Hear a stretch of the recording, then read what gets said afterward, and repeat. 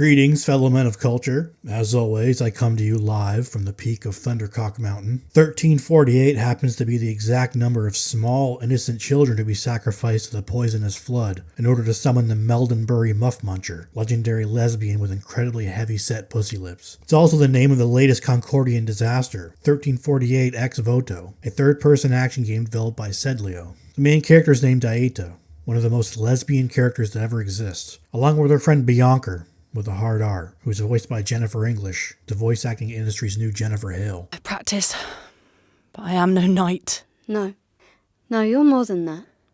She dresses like a 90s 8-year-old. Both Bianca and Aeta have, but especially Bianca, players will relate to her fight against the adversity of her life. People who would most closely relate to Aeta aren't going to buy this game. They're not even showing up for the demo, which peaked at 102 players.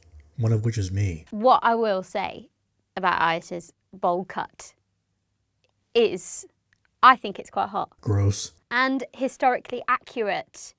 Historically accurate. It's actually not historically accurate. The first ever lesbian with a bowl cut in recorded history is Penny Pussyfart in 1892, who famously led a small group of mercenaries into Persia to munch on all their beautiful carpets. I wanted to take this job because not often a part comes through where you don't feel like you have to pretend. You don't say. I think they've made a character that a lot of people will relate to. You and a bunch of other people and the developer. Then when the game fails miserably, it's all our fault. I'm genuinely surprised they left the comment section open for this video, because they're getting destroyed in there. I only came here for the comments.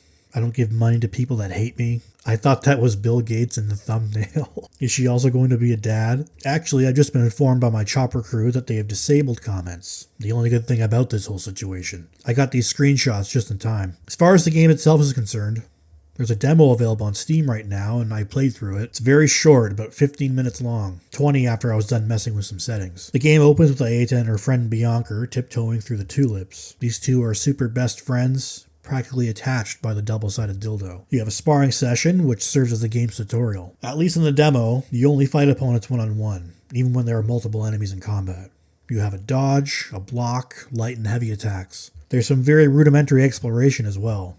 You can scavenge off the main path for food to recover health like apple, bread, and juicy sausage. There's also box and cart moving to reach high up areas. Paper serves as experience points. Gathering enough allows you to spend them on different skills and upgrades like higher health, more block stamina, and hitting power when you're playing in the local women's softball league. 2 of the skill categories aren't available in the demo though. I can safely say it's not bad, but it's definitely not great. I imagine there will be more depth as the game progresses, but if they want to put their best foot forward, showing off some of that in the demo would have been a good choice. A game like this could get away with gameplay that is just decent if it's packaged well. A good story with appealing character designs can take a frankly mediocre game and elevate the entire experience. The biggest problem with 1348 is obviously the character design. Not just any character, the main character. One look at Aeta tells you everything you need to know about what this game is going to be. An ugly, androgynous guy with a stupid haircut. A story with a more serious tone like in this game can't have a character that looks this stupid. The main surface level selling point of a character action game is the main playable character. Regardless of how the developers feel,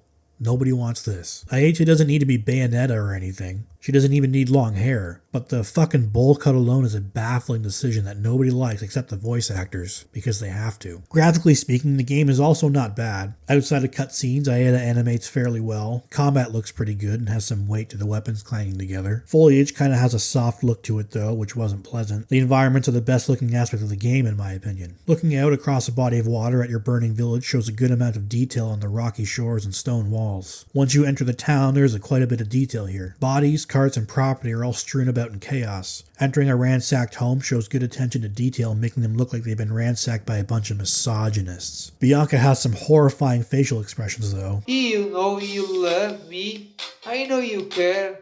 Just shoot whenever and I be there. You want. Other characters don't have the same problem. It seems like Sedlio really did put in some genuine effort into making a decent game, but how it's presented pretty much guarantees it's going to be DOA. There's a long history of successful third-person character action games they could have taken a tiny bit of inspiration from. Dante and Virgil are evergreen favorites.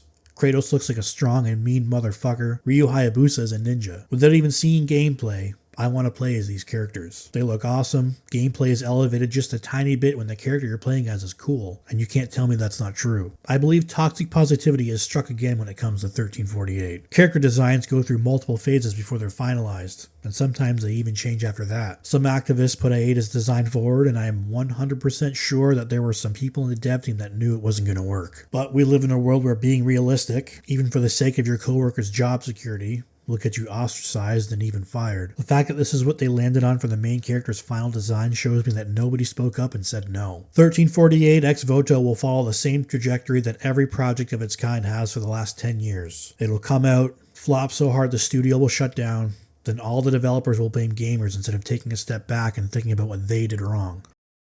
Thanks for watching. If you enjoyed the video, I'd appreciate a like and subscribe. If you want to see why you should gatekeep your hobby, check out the video on screen, and I hope to see you in the next one.